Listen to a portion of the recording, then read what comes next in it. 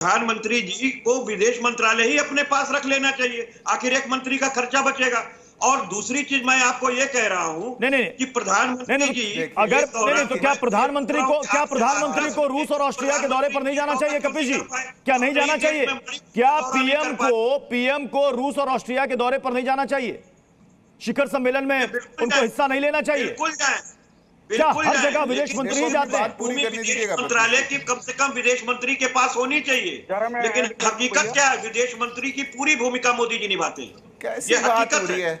और आखिर उनके इस दौरों से देश को क्या मिला, ये भी इनको एक श्वेत पत्र जारी करना चाहिए कि 2 रिजिम की सरकार हो गई। डॉक्टर अजय उपाध्याय कर रहे हैं, विदेश नीति किसी एक सरकार के बूते की बात नहीं होती, ये निरंतरता एक होती है, एक प्रक्रिया होती है जो आप अपने संबंध प्रगाढ़ करते हैं और अगली जो सरकार आती है, चाहे किसी भी पार्टी की सरकार हो, वो उसे आगे बढ़ाती है। क्या क्रेडिट लेने की लड़ाई है? सरकार थी, क्यों बना रखे थे इतने मंत्री? मुलायम जी को नहीं बनाते मंत्री? एक मंत्री का खर्च क्या आपको लग रहा है कि पिछले 10 सालों में हमें विदेशों से कुछ भी प्राप्त नहीं हुआ, कोई डील नहीं हुई? प्रतीश जी, विदेश नीति एकदम सही कहा। ये इस तरह के संवाद का ये मुद्दा नहीं है, चिल्ला चिल्लावन का, गंभीरता का प्रश्न है और इस पर गंभीरता से ही चर्चा होनी चाहिए। विदेश नीति निरंतरता में ही जानी जाती है। अलग बात है कि वर्तमान प्रधानमंत्री ने ऐसा 2014 के बाद दिखाने का प्रयास किया कि उनके बिना इससे पहले विश्व को कोई जानता ही नहीं था। ये गलतफहमी उनमें भी थी और भाजपा के साथियों में भी थी। वाजपेयी जी ने भी किया काम, उससे पहले सभी सरकारों ने किया, हमारी सरकारों ने भी किया। आज इस स्थिति में तभी हम हैं। जहां तक बात रसा और भारत के संबंध का है और प्रधानमंत्री के विजिट का है, किसी ने इसका विरोध नहीं किया। प्रधानमंत्री क्यों नहीं जाएंगे? हमारे देश के प्रधानमंत्री हैं, वो जाएंगे और हमारी बात को रखेंगे, हमारी राष्ट्रीय हित की जो परिस्थितियां हैं संजय राउत जी सवाल प्रभावित करेंगे। अजय जी, आप ही के अलावा सवाल खड़े कर रहे हैं। संजय राउत के व्यक्तिगत विचार, संजय राउत के व्यक्तिगत उनसे क्या विचार हैं, उनके प्रवक्ता हैं वो बताएंगे। कांग्रेस पार्टी का अधिकृत बयान है, उसको आप रखिए कि मुद्दा क्या है। जो भारत के साथ मुद्दे हैं उन मुद्दों पर प्रधानमंत्री जी जरूर चर्चा करें, हमारा यही सजेशन है। और उन्हीं मुद्दों पर जब हम बात कर रहे हैं तो यहाँ डेविएट करने का प्रयास, भाई भारत जब वहाँ बात करेगा तो क्या अपने राष्ट्रीय हित की बात नहीं करेगा? क्या हमारी सीमा सुरक्षा पर चाइना और उसके संबंध है जो ऑलरेडी विदेश मंत्रियों की बैठक में चर्चा हो चुकी है, उस पर यदि विपक्ष कहे तो कहिएगा कि नहीं, विपक्ष तो उल्टा बात कर रहा है। ये जब बात करे तो गलत बात है। जहां तक यूक्रेन की बात है, अभी सिन्हा साहब ने क्या कहा, क्लियर है कि भारत का स्टैंड क्या है। तीसरी बात, व्यापार का जो मुद्दा है, भारत के पक्ष में व्यापार रसा का नहीं है। हमें सैन्य सहायता के नाम पे या सुरक्षा के नाम पे हम जो वहां एक तरफा व्यापार कर रहे हैं, जो हम तेल आयात कर रहे हैं, भारत की हित जरूर उसमें निहित है, लेकिन उसमें ज्यादा हित रसा का है। रसा को पता है आज उसका तेल कोई लेने वाला नहीं है और उसका तेल का खेल अब खत्म हो रहा है। उससे सही समय पर सही दृष्टिकोण से हमें अपने राष्ट्रीय हित की पूर्ति करनी चाहिए, न कि पुतिनियन इंपैक्ट को हम पे अपने पर लाना चाहिए। पुतिन की डेमोक्रेसी, पुतिन की सोच, उसकी डिक्टेटरशिप की क्वालिटी अलग है और उससे कोई व्यक्ति प्रभावित हो सकता है पर देश प्रभावित नहीं हो सकता। देश की सदियों पुरानी विरासत रही है और उससे हमारे संबंध रहे, हम उन्हीं संबंधों पर आगे। सिद्धार्थ जी, ट्रेड ऑफ बैलेंस क्या है जरा पूछिए इनसे। भारत और चाइना के, भारत और रूस के बीच, भारत और रूस के बीच पिछले वित्तीय वर्ष का ये आंकड़ा है व्यापार घाटा कितना कारोबार का लगभग 66 बिलियन अमेरिकी डॉलर। लेकिन एक सवाल यहां पर यह भी है कि जो किसके साथ व्यापारिक असंतुलन है उस पर भी हमें गौर करना होगा, उस पर भी गौर करना पड़ेगा, क्योंकि आयात हमारा है 60 अरब डॉलर और निर्यात है 4 अरब डॉलर। तो ये असंतुलन कैसे दूर होगा? ये बताइए देश के लोगों को, ये कैसे दूर होगा? निश्चित रूप से प्रतीश जी, अब सुन भी लीजिए अजय जी, बात को भी सुन लीजिए। देखिए 4.26 बिलियन का हमारा एक्सपोर्ट है और लगभग 61 बिलियन का हमारा इंपोर्ट है। ये ट्रेड अभी बाद में बढ़ा, कोविड के बाद इसका काफी बड़ा एक शेयर बढ़ा और इस ट्रेड में बढ़ने का एक बहुत बड़ा कंपोनेंट ऑयल का कंपोनेंट है। ऑयल हमने रशिया से ज्यादा लेने का जो वैश्विक परिस्थिति बनी, सब विद्वान लोग बैठे हैं, हम जानते हैं।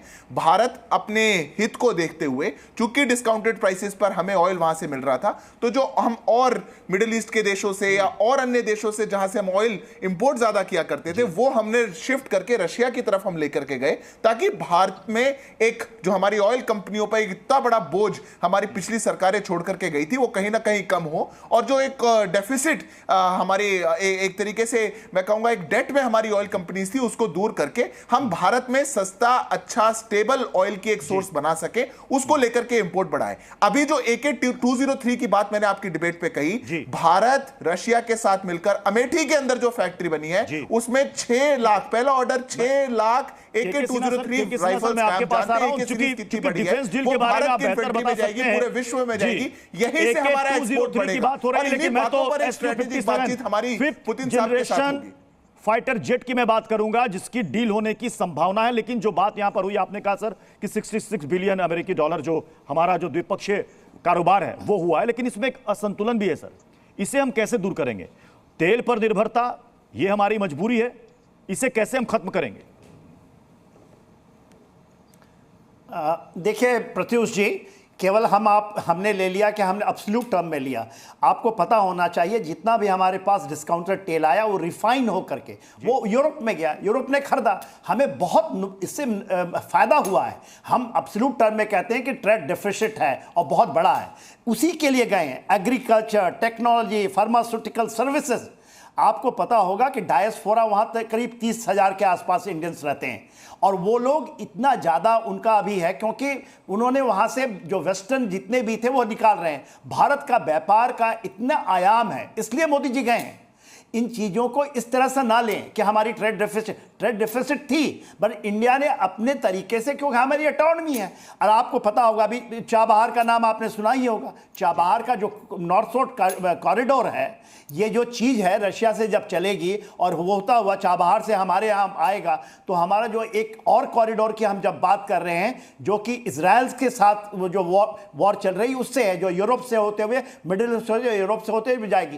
तो चीज़ें हैं, यही आपको तीसरे नंबर पे इकॉनमी को ले जाएगी। यदि इन चीज़ें नहीं होंगी, हम छोटी छोटी बातें कर रहे हैं ना, क्योंकि हम बहुत डीपली नहीं जाते, हम केवल बयानबाजियों में जाते हैं। दूसरी बड़ी बात, हमारे बहुत लोग अभी चले गए हैं और रशियन आर्मी से यूक्रेन वॉर में लड़ रहे हैं, वो एक बहुत बड़ा मुद्दा है। वहां से उन लोगों को निकालना, ये भाले वाले लोग गए भटक करके वो चले गए हैं, अभी वहां पे यूक्रेन युद्ध क्षेत्र में है, उनको निकाल के लाना, और मेरे ख्याल से ये हो जाएगा। देखिए ब्रह्मोस है इंडिया और रशिया का, वो हम फिलीपींस को दे रहे हैं, इंडोनेशिया को दे रहे हैं, वियतनाम को दे रहे हैं, जबकि रशिया चाइना के साथ लग करके इंडो पैसिफिक कर रहा है, मगर हमें उसे करने दे रहा है। आज हमारे डिफेंस जो मैन्युफैक्चरिंग है इतनी बढ़ गई है, और आने वाले समय में आपको इकोनॉमिक बूस्ट देगी। हम छोटी बातों से लेकर के थोड़ी बड़ी बातें करें, बड़े दृष्टिकोण से देखें। देखिए हम विपक्ष में बैठे हुए हैं, यही लोग जो हमारे, आप भी मानिएगा किशोर तिवारी जी, विपक्ष भी इस बात को मानेगा कि अगर हम विदेश में जाते हैं और वहां से अगर हम डिफेंस डील करते हैं कि यहां पर मैन्युफैक्चरिंग होगी, तो इससे एक इकोनॉमिक बूस्ट तो मिलता है। आपके अलग अलग स्टेट में अगर डिफेंस कॉरिडोर बनेंगे तो उससे किसे फायदा होगा सर? किशोर तिवारी जी। नहीं, मैं के सिन्हा साहब, आपकी बातों से मैं सहमति रखता हूं, और भारत के रशिया के जो संबंध थे ये आजादी के बाद से ही है, तो वो संबंधों के बारे में बात नहीं हुई। बात हुई थी कि मोदी जी की कार्य पद्धति और मोदी जी के विदेश पर्यटन पे बात हुई थी। तो मैं अभी बात कर रहा हूं जो बहुत इम्पोर्टेंट है, डिफेंस डील के अलावा भारत के जो एग्रीकल्चर इनपुट मैन्युफैक्चरर है वो भी बहुत क्राइसिस से जा रहे हैं, जिसके लिए चाइना बहुत जवाबदार है। तो prime minister Indian core issue पर भी कंसंट्रेट करे, ऐसा मुझे कहना है। अब जो अन्नदाता है उसकी हालत, अगर ये जो फर्टिलाइजर भारत में सस्ता नहीं है, अब वीडीसाइड सस्ता नहीं है, पेस्टिसाइड सस्ता नहीं है, और रशिया तो छोड़ो, पण चाइना से 1/4 प्राइस में आ रहा है। भारत के मैन्युफैक्चरर बिल्कुल सड़क पे आ चुके हैं। ये जो कोर इशू है, मोदी उस पर भी तो बात करे। और दूसरा, मोदी जी बहुत बड़े बड़े टॉल क्लेम करते हैं, लेकिन जैसे विपक्ष के नेता आज मणिपुर में गए, वो भी एक बार पहले चले जाते तो अच्छा होता। हम प्राइम मिनिस्टर धीरेन्द्र जी मॉस्को की धीरेन्द्र जी किशोर तिवारी जी ने मणिपुर का मसला उठाया कि मणिपुर भी चले जाते। बिल्कुल, किशोर तिवारी जी की थोड़ी मुझे लगता है कि याददाश्त थोड़ी गड़बड़ा गई होगी। वहां पे हमारे देश के गृह मंत्री जी लगातार जाते रहे हैं और फिर और सारे प्रयास हो रहे हैं।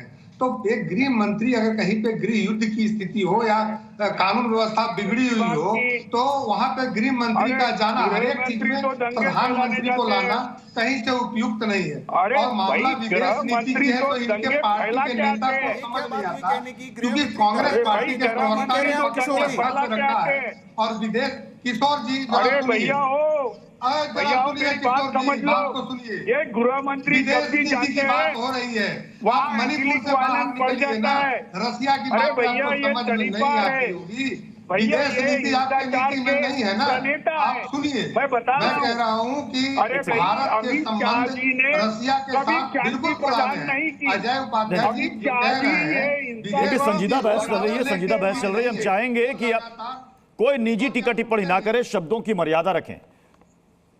किशोर जी थोड़ा शब्द का मर्यादा रखिए और आप ख्याल करिए। मैं बता रहा हूँ कि कांग्रेस के समय से हो चाहे जो भी सरकार प्रवृत्ति रही हो, विदेश नीति ऐसा रहा है भाई कि उसमें आप रोज नहीं बदलाव करते हैं और देश लगातार मजबूत हो रहा है। और खास करके रसिया के साथ अगर हमारे क्या बोलते रहते हैं आप ये सोच क्या है कि संजय राउत के जैसा आप भी लोग अजय जी को सिद्धार्थ जी को रखिएगा एक बार स्क्रीन पर।